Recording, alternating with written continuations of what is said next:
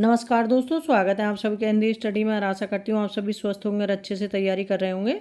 दोस्तों, ये हम छायावाद युग के क्वेश्चन आंसर कर रहे हैं जो पूरन सिंह टंडन जी की बुक में दे रखे हैं। इसके लगभग 2-3 पार्ट अभी और रहे हैं जो बनेंगे, ज़्यादा ही बनेंगे, शायद 2-3 पार्ट बन जाएंगे। और उसके बाद जैसे आगे के क्वेश्चन है वो कंप्लीट कराऊंगी। उसके बाद उपन्यास के क्वेश्चन कराऊंगी मैं पहले, जो वस्तुनिष्ठ क्वेश्चन कर रहे हैं, क्योंकि एग्जाम में क्वेश्चन पूछे आते हैं। जैसे उपन्यास, कहानी और नाटक, जो बड़ी बड़ी विधाएँ हैं, निबंध, इनसे ज़्यादा क्वेश्चन आते हैं।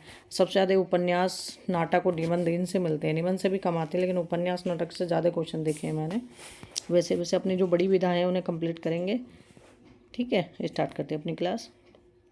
मयूर ब्याल पूंछ से जुड़े हुए हैं।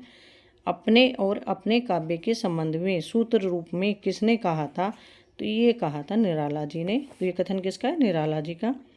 निम्नलिखित में से किसने छायावाद पर सबसे पहले लिखा? तो छायावाद पे सबसे पहले किसने लिखा? मुकुटधर पांडे ने। मुकुटधर पांडे का छायावाद शीर्षक निबंध सर्वप्रथम किस पत्रिका में प्रकाशित हुआ?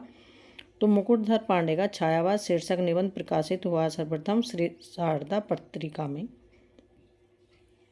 कविता को भावयोग की संज्ञा किसने दी? तो कविता को भावयोग की संज्ञा दी रामचंद्र शुक्ल ने। छाया भारतीय दृष्टि से अनुभूति और अभिव्यक्ति की भंगिमा पर अधिक निर्भर करती है। छायावाद के संबंध में उक्त पंक्तियाँ किसकी हैं? तो ये जयशंकर प्रसाद जी की हैं। छायावाद को सांस्कृतिक नवजागरण से संबंध किसने माना? तो छायावाद को सांस्कृतिक नवजागरण से संबंध माना नंद दुलारी वाजपेयी ने। छायावाद काव्य न रहकर केवल अलंकृत संगीत बन गया था, तो किसने कहा था? तो ये कथन है, छायावाद काव्य न रहकर केवल अलंकृत संगीत बन गया था, तो ये कथन है पंत जी का, सुमित्रानंदन पंत जी। ये अरविंद दर्शन से प्रभावित थी। महादेवी वर्मा बौद्ध धर्म से प्रभावित थे। और निराला जो थे वो विवेकानंद दर्शन से प्रभावित थे, क्योंकि इनसे ये वाले क्वेश्चन भी बने हैं ना।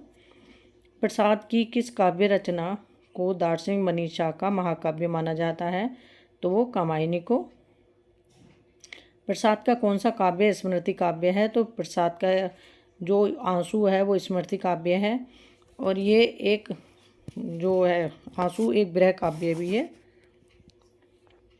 प्रसाद का कौन सा काव्य शैव दर्शन के आनंदवाद पर आधारित है? तो वो है कामायनी। किस कवि के शैशव का नाम झारखंडी था? तो झारखंडी किसके बचपन का नाम था? तो ये जयशंकर प्रसाद के बचपन का नाम था। प्रसाद का खड़ी बोली की कविताओं का पहला काव्य संग्रह कौन सा है? तो प्रसाद का खड़ी बोली की कविताओं का पहला काव्य संग्रह है कानन कुसुम। पगली हाँ संभाल ले, कैसे छूट पड़ा तेरा आंचल, देख बिखरती है मणिराजी, अरी उठा बेसुध चंचल। ये पंक्तियाँ किसकी हैं? ये जयशंकर प्रसाद जी की पंक्तियाँ हैं। मैंने मैं शैली अपनाई, देखा एक दुखी निज भाई, दुख की छाया पड़ी हृदय में, झट उमड़ वेदना आई। किसकी पंक्ति हैं? ये निराला जी की पंक्तियाँ हैं। निराला का जन्म कहाँ हुआ था? तो महिषासुर के मेदिनीपुर गांव में निराला जी का जन्म हुआ था। 1997 में निराला की जन्म शती कहाँ मना गई? तो 1997 में निराला की जन्म शताब्दी मनवाई गई गड़ाकोला। निराला जी के साथ साथ किस वीर सपूत की 1997 में जन्म शती मनाई गई? तो वो सुभाष चंद्र बोस की। निराला के अध्यात्म गुरु हैं। तो निराला के अध्यात्म गुरु कौन है? विवेकानंद जी हैं। और विवेकानंद दर्शन से ही ये प्रभावित थे। निराला जी की पहली रचना कौन सी है? तो निराला जी की पहली रचना कौन सी है? जूही की कली है। राम की शक्ति पूजा का मुख्य कथानक कहाँ से लिया गया है? तो राम की शक्ति पूजा का मुख्य कथानक कहाँ से लिया गया? ये बंगला रामायण, कवित्तवास रामायण जो है। हे अमानिशा उगलता गगन घन अंधकार, खो रहा दिशा का ज्ञान स्तंभ है पवनचार। पंक्तियाँ किस काव्य रचना की हैं? तो ये पंक्तियाँ हैं राम की शक्ति पूजा की, निराला जी की रचना है ये। माँ की कुल शिक्षा मैंने दी, पुष्प सेज तेरी स्वयं रची। किस कविता की पंक्ति हैं? सरोज स्मृति की है। हिंदी का शोक गीत भी सरोज स्मृति को कहा जाता है। ये सरोज स्मृति निराला जी की रचना है। ये सरोज निराला जी की पुत्री थी कि उसी के ऊपर इन्होंने ये कविता लिखी थी। निराला जी की किस कौन सी कविता शोकगीत मानी जाती है? सरोज स्मृति।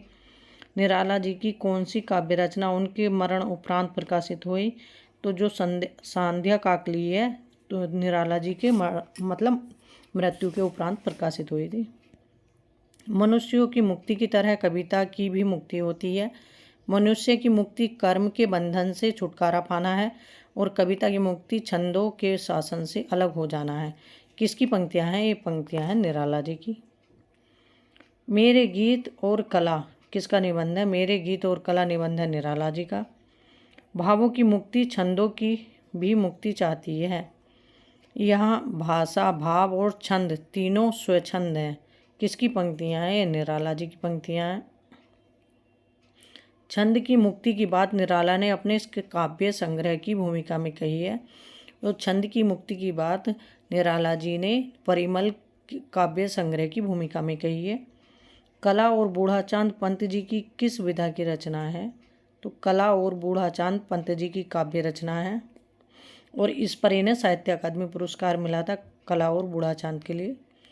होगी जय है पुरुषोत्तम नवीन, कह महाशक्ति राम किस बदन में हुई लीन। किस कविता की पंक्तियां हैं? तो ये पंक्तियां हैं राम की शक्ति पूजा की।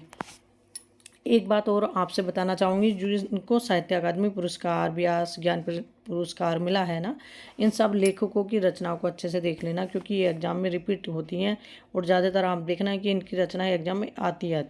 ठीक है। प्रिय आनंद छंद तुम मेरे आत्मा के स्वर किसकी पंक्ति हैं? ये पंक्ति हैं पंत जी की, सुमित्रानंदन पंत जी की। प्रकृति के सुकुमार कवि। चंचला स्नान कर आवे चंद्रिका पर में जैसी, उस पावन तन की शोभा आलोक मधुर थी ऐसी। ये पंक्तियाँ किस रचना से ली गई हैं? तो ये ली गई हैं आंसू से, जयशंकर प्रसाद की रचना है। धिक जीवन को जो पाता ही आया है विरोध, धिक साधन जिसके लिए सदा ही किया शोध। ये किसकी काव्य रचना है? ये काव्य रचना है राम की शक्ति पूजा की और इनकी इसका लेखक कौन है? वो है निराला जी। पाखंड प्रतिषेध किसकी स्फुट कविताओं का संग्रह है? तो यह है रामचंद्र शुक्ल जी की। खलेगा प्रकाशवाद जिनको हमारा यह कहेंगे कुवाद वे जो लेगे से सारे हम। किसकी पंक्तियां हैं? ये रामचंद्र शुक्ल जी की पंक्तियां। निम्नलिखित काव्य रचनाओं के रचयिताओं के नाम बताइए। तो युगपथ किसकी रचना है? सुमित्रानंदन पंत की रचना है। बभू वाहन ये पंक्तियाँ किसकी हैं? ये किसकी रचना है? ये जयशंकर प्रसाद की रचना है। चित्रलेखा किसकी रचना है? रामकुमार वर्मा जी की रचना है। ठीक है। आज हमारे यहाँ तक के क्वेश्चन कंप्लीट हो गए। ऐसे ही आगे के क्वेश्चन अपने कंप्लीट करेंगे। ठीक है। अपना तैयारी करते रहो, लगे रहो, सफलता ज़रूर मिलती है। ठीक है। थैंक यू दोस्तों मेरी वीडियो देखने के लिए।